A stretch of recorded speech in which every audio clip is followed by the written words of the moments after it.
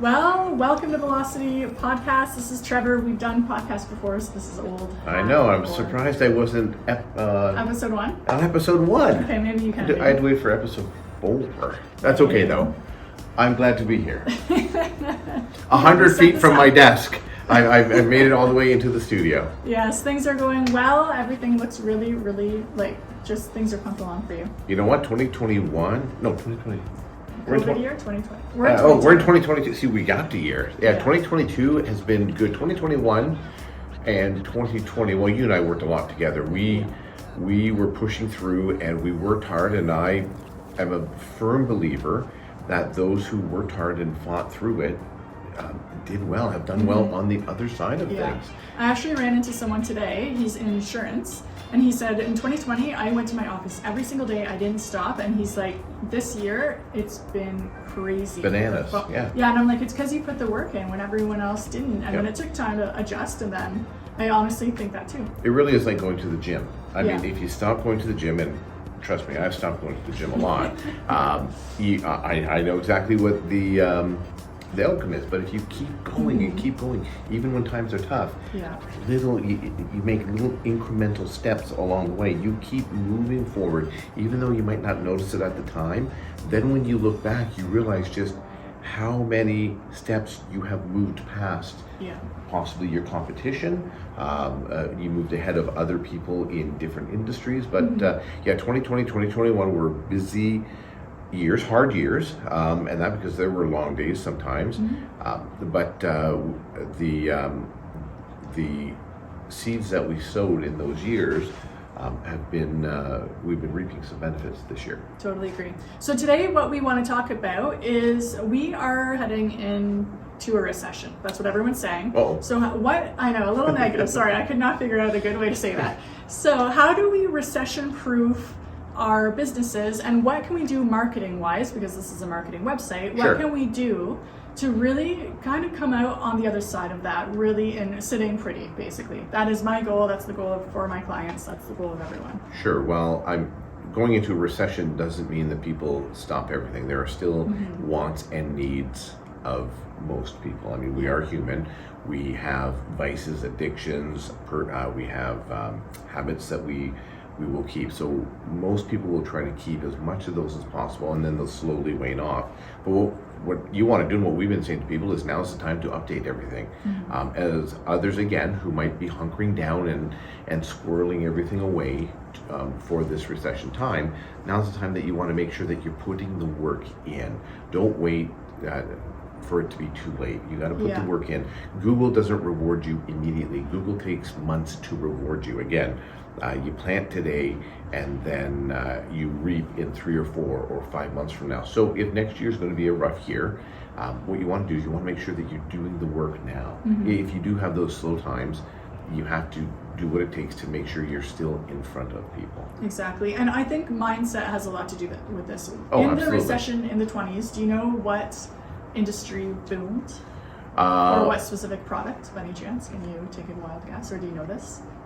Yep, so would we say the recession in the 30s, not the 20s? Okay, sorry. Roaring 20s. The 20s were great. I'm going to say, so what recession boomed in the 30s? Well, there's a couple that boomed, but I'm going to give and say what recession or what businesses boomed. What industry? Makeup.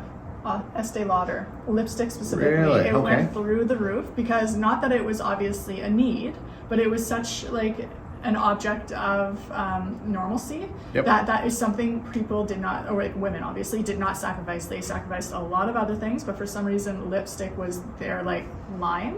So what I'm saying to people is, you might view yourself, so for gym owners, to keep in that vein, you might view yourself kind of as a luxury, because people can work out from home or they can go for walks or whatever. But people still want one semblance of luxury and a semblance of normalcy in their lives, even during the bad times. So stay positive and keep promoting yourself. And I will also say, kind of regarding mindset, people want to be with people who are doing things, who are positive. I personally don't want to sit with people, and during COVID, this was me, when they started kind of complaining about how tough life is, I quickly exited the conversation, because I wanted to be around people who were like, we're digging in, we know 2021 and 2022 are going to be great years, let's go to work.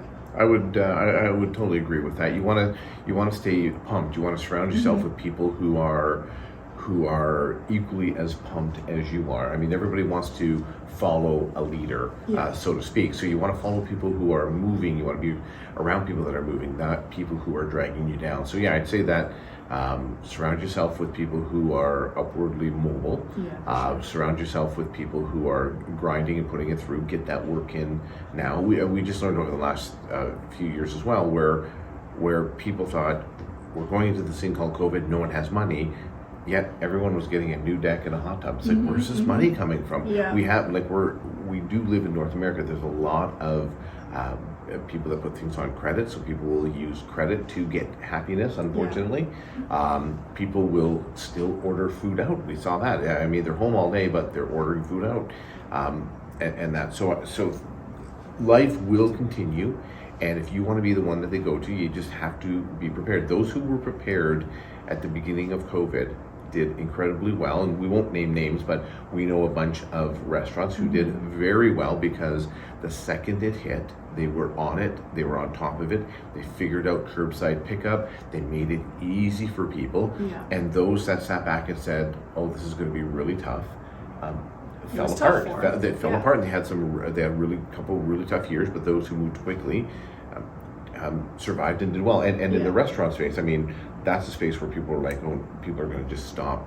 ordering out and they're going to save their money, and they didn't. It's the opposite. Because people like eating food out. Uber went through the roof, or Uber Eats, I should say, skip the dishes, and I'm not condoning, or I've not used any of those apps, but it's the easy button. When life gets hard, we want the easy button. Exactly. And what I was going to say about the people we know that really won, they really invested into their digital presence, because that's where everyone, like, even statistically, like, time spent on Facebook, Instagram, YouTube went through the roof because no one had anything to do. Well, we're humans. We need that connection. We need to break bread with people. We need to have fellowship with people. We need to connect with people. We're used to a town hall. Like, everything we have done throughout human history, whether, I've said this before, whether you think we came out of a cave or we came out of a garden, we were always connected. And that, so we still need that connection. And those who were at home needed a way to connect, and they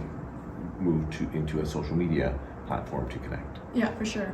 So when it comes to marketing, if we are looking 1 to 2 years out, what are you saying today? Okay, if you're a small business owner, here is what you need to focus on. Well, the easiest thing is because people moved because they were not driving around, they moved to their computers and they searched that way. If they searched on Google, make sure your website is up to date, and if they use Facebook to find you, make sure that you're on social and have an active presence. Not everyone searches for your product or service on Facebook. Not everybody searches for you on Google. You have to find out, where are they finding me, and wherever that is, wherever that fishing hole is that they want to find you at, make sure you're present and make sure you're there. Don't just put up a business page and walk away from it.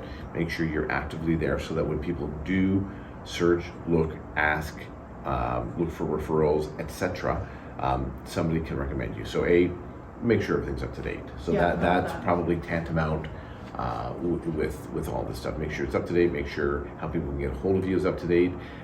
Again, when it was the curbside pickup and all that, a lot of people were quick to respond to say, here's how we're doing curbside, here's the rules and regulations, here's this, here's that.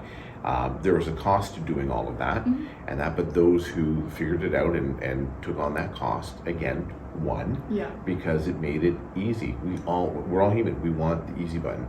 In the last few years, we were inundated with a lot of stuff that the thought of, why are you making me work harder to give you money? Why are you making me think harder? Just make it easy for me, really became a battle cry. And that, so let's just make sure that you're making things easy for your clients. Actually, that's funny, because yesterday I was looking for something to rent, and the person's website was all image-based, which meant I couldn't click on their phone number because it was part of the graphic. And I literally exited it and went to another site that because I just wanted a one-click thing. Yeah, so you want to like something so stupid, and I was like, man, don't be lazy. Just like memorize the number and then type it in my phone. But I was like, oh, that. I was walking to my car. Again, so everybody wants the easy button. It sounds so simple just to memorize. It sounds so simple just to click. But we're doing that 1,000 times a day. So it's like, make it easy. Make sure whatever you're doing, you're using best practices. Yes. Don't this is not the time to try to invent things. Just reinvent. Use things that are already working that the general public is used to. Don't try to say, hey, I'm going to do this thing totally different. That'll be radically new, unless it's something that's going to change 1 billion people's lives. The 50 or 100 people that are looking at you won't get it, and they'll just hit, as Sherri just did, they'll hit the back button and find somebody who makes their life easier. Yeah, exactly. That's really good advice. Keeping it updated, keeping it easy. Do you have one last one to make it a nice 3? Ooh, for the trifecta. Yes. Keep it updated. You know what? How about this? How about promote it and let people know that it's out there? So we work with, I worked with a gentleman yesterday. It was fantastic. Most people that I work with and that you work with, it's hard to get them in front of the camera because it's not natural. This gentleman, he was from he's from industries that he's used to being in front of the camera, and I go, do you mind if we do this? No, not at all. Yeah. And I was there for an hour, and I said, I got more images and content in 1 hour than I do out of some clients in 6 months. Yeah. Make people aware how to find you. So if you do have a website and you do provide a service or product for them and you want them to find it, email it out to your list. If you don't have a list, go to social media, send it out to people. Whatever it can do, like make sure it's out there and people know how to find you. Content creation is the name of the game. And you know what, even when I started Purple Bean Media and just started doing all that kind of stuff, I was like, no, you don't need to get on video necessarily. We can do other ways. Now I'm like, okay, you have to get over yourself and start producing content. Whether like someone's doing it as a third party for you or you're doing it yourself, it goes a long way. But not just producing it, promoting it too. If we think about let's go back to the 30s, we think about newspaper. It wasn't just enough to write the news on paper. You had the kid standing on the corner yelling what the top story is and waving the paper. So that's how they promoted it so that people could find it. If they just wrote it and just left it in the offices, how many people would find their way to the newspaper office to get that newspaper? Instead, they understood basic tenets of getting your information out is you have to be where the people are, and that. So they would be at the town squares, and that because everybody was at the town square back then. They'd be on the busy streets. They would call attention, extra, read all about it, and all of that was to do.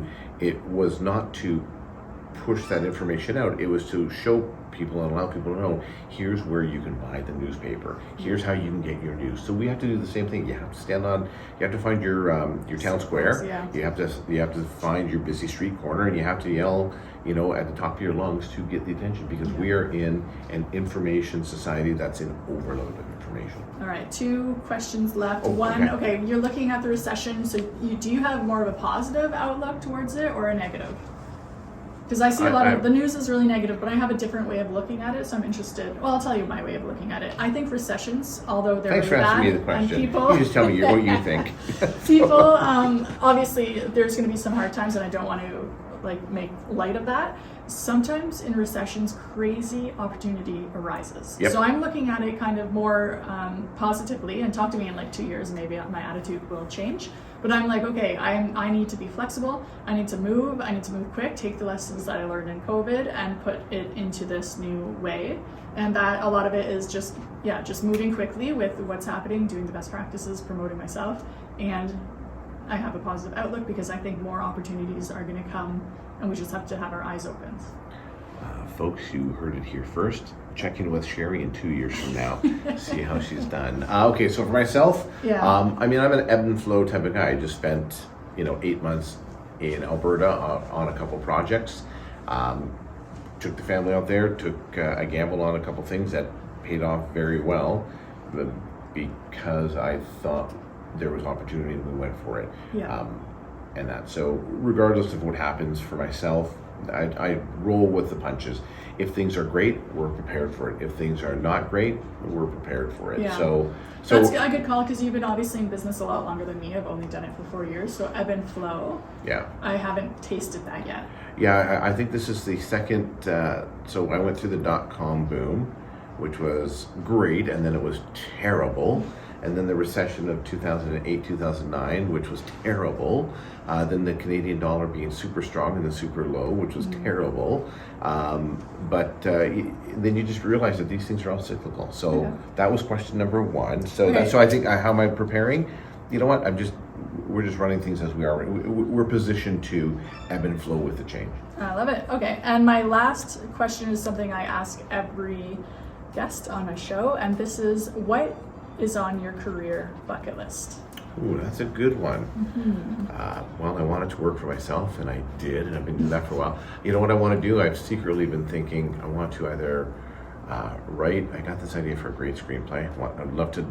So, bucket list, of course, we're talking like 40,000 foot bucket list. Oh yeah. Something big, not something that you're going to do in the next few weeks. Write a movie, direct to movie. I've got some pretty good ideas. Alrighty. I'd love to do that.